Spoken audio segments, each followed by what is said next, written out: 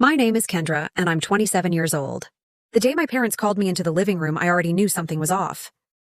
They had that careful tone, the one they used when they'd already decided my future, and were just about to inform me. My sister Melissa sat beside them on the couch, calm and polished as always, scrolling on her phone like none of this concerned her. I stood there, arms crossed, trying to prepare myself for whatever comparison was about to come next. They didn't waste time. My dad cleared his throat and said they had decided to help both of their daughters get a proper start in life. My mom smiled tightly, like this was supposed to be generous. Then she announced it. Melissa was getting a brand new apartment in the city, downtown, modern building. Elevator, gym, security, the works. My sister finally looked up and smiled, already picturing herself there. Then my mom turned to me. They were giving me a house. For half a second, hope flickered. A house sounded big, permanent. Like maybe, just maybe this time things were equal. Then they showed me the address and the photos. The hope died instantly. It was old, dilapidated, cracked walls, broken windows, a sagging roof, and weeds taller than me choking the front yard. It looked abandoned, like even the city had given up on it. My mom rushed to explain that it was full of potential, and that I was the practical one. So this suited me better. Melissa, she said, needed something safe and ready. That was the moment the words burned themselves into my memory. The same words later splashed across my life like a warning sign. My parents gave me an old, dilapidated house and my sister a brand new apartment. I wanted to argue. I wanted to scream that this wasn't fair, that I worked just as hard, that I'd never asked for less. But years of being the reasonable daughter kicked in. I nodded. I thanked them. I swallowed it. They signed the papers quickly. The house was mine, they said. No mortgage, no rent, just mine. Melissa's apartment, on the other hand, was fully paid for. By them. Furnished. Decorated. My mom even picked out the curtains. I moved into the house a week later. The first night, rain leaked through the ceiling into a bucket I'd placed in the living room. The heater didn't work. The floors creaked like they were complaining about my existence. But I stood there in the dark, surrounded by dust and silence, and told myself this was still something, a starting point. I worked 2 jobs. During the day, I was at my office, saving every spare dollar. At night and on weekends, I learned how to fix things. I watched tutorials, borrowed tools, scraped my knuckles raw. I repaired the roof one section at a time. I patched walls. I cleaned out years of trash from the backyard. Slowly, painfully, the house began to change. Months passed. Then a year. I turned that wreck into a home. Not flashy, but solid. Warm. Safe. The kind of place that felt earned. I planted a small garden out back. I refinished the floors myself. I even added a tiny sunroom where the broken porch used to be. That's when my parents asked to visit. My mom walked through the front door and froze. Her eyes scanned the space, the clean walls, the sunlight pouring through new windows. Her lips parted, not in pride, but in calculation. My dad stayed quiet, his jaw tight. Melissa wasn't there, but she didn't need to be. I could already hear her voice in my head. My mom finally spoke, and her words landed like a slap.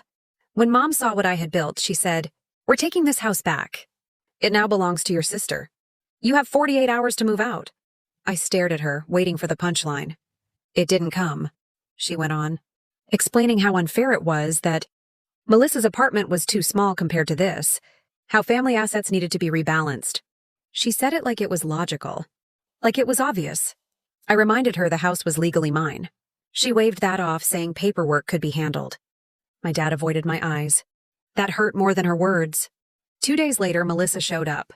She arrived with boxes, a rental truck parked crookedly out front. Confidence dripping from every step. She was already talking about where her couch would go, how she'd repaint the bedroom. Then she walked inside fully, and stopped. Her face drained of color, completely. The smile vanished. Her eyes darted from the walls to the floors to the windows, like she was seeing something she didn't expect at all. That moment echoed another line that would later define everything. When my sister arrived with her boxes, her face turned pale at the scene she saw. Because what she saw wasn't just a nice house. It was something she couldn't touch, something she couldn't claim, something tied not just to walls and paint, but to ground beneath it. And none of them yet understood the truth about that land, or why giving me this old, dilapidated house was the one mistake they'd never be able to undo. And that's where everything truly began.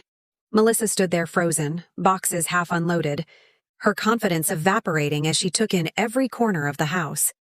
My mom mistook her silence for awe and smiled proudly, already imagining this place as Melissa's reward. My dad cleared his throat and told me again that I had 48 hours. Like repeating it would somehow make it legal or fair. I didn't argue. I didn't cry. I just looked at Melissa, who finally turned to me and asked, confused, why I was smiling. Because in that moment, I realized something none of them had thought to check. They'd been so focused on the house itself that they'd ignored the most important part. The land beneath it. When my parents handed me the papers a year earlier, I actually read them. Every page. Every clause. The house had been written off as worthless, a liability they were happy to dump on me. But the land? The land had never been transferred back to them. It was zoned differently from the surrounding properties, grandfathered into a commercial residential overlap from decades ago. While they were busy furnishing Melissa's apartment, I was busy fixing the house and quietly consulting a lawyer.